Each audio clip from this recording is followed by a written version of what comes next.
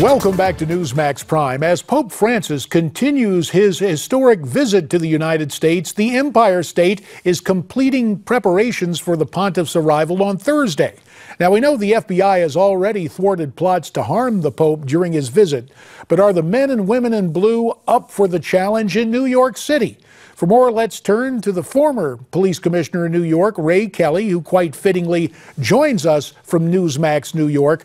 Ray is the author of the new book, Vigilance: My Life Serving America and Protecting Its Empire City.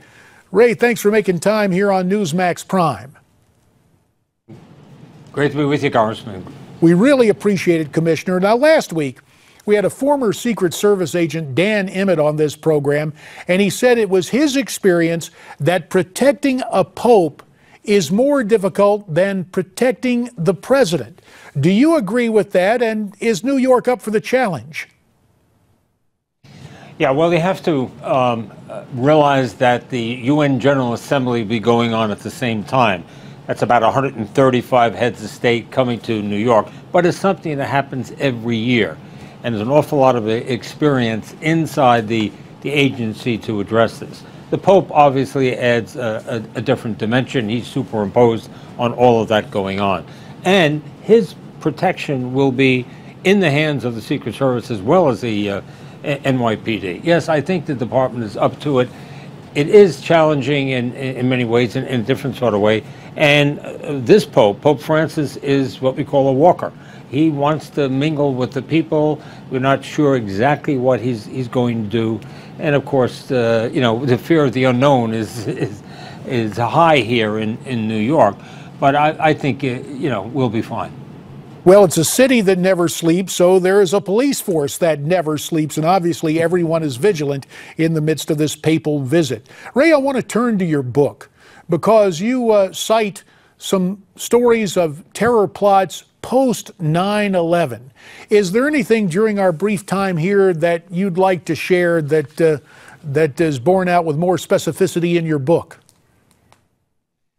Well, we had 16 plots directed at the city through the Bloomberg years. They all were thwarted one way or the other. Some as a result of good work on the part of the FBI, good work on the part of the NYPD, and sheer luck. There were individuals that we knew nothing about. But I think the message that should go forward is we're going to be subjected to these types of plots for a long time to come, in my judgment. And as the title of the book implies, we have to be vigilant. We have to look out in our dangerous world for what can harm us. So I think that's one of the messages that ideally comes through in the book. Ray, in your estimation, obviously we have the FBI, we have the Department of Homeland Security, but when push comes to shove, how vital is local police work and local terrorism task forces protecting American citizens? Well, they are extremely important because obviously that's where the numbers are. The vast majority of law enforcement in this country are local, state and local, and even tribal. So they play a key role.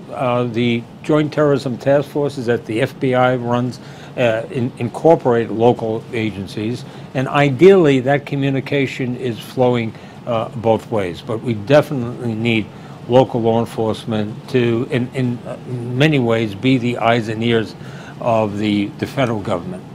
Ray, we would be remiss if we didn't spend a portion of our time together talking about the increase in violence against police officers nationwide. Your predecessor with the NYPD, Bernard Kerik, was on this program recently, and he made these comments about that type of violence increasing. This all started in the aftermath of Ferguson, and it's grown, and you have political leadership around the country that has not done anything to stop it. So your take on what Bernie has to say, do you agree? I do. I do agree. There is certainly a verbal war on cops. Right here in New York City, we saw that verbiage translate to an assassination of two police officers, Ramos and Lou. We've seen these recent cases in Houston and Illinois, other parts of the country.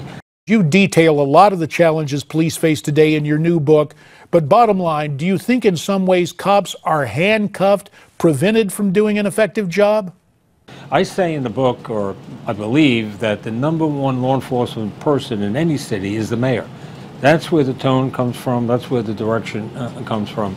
So that's where the police get their signals.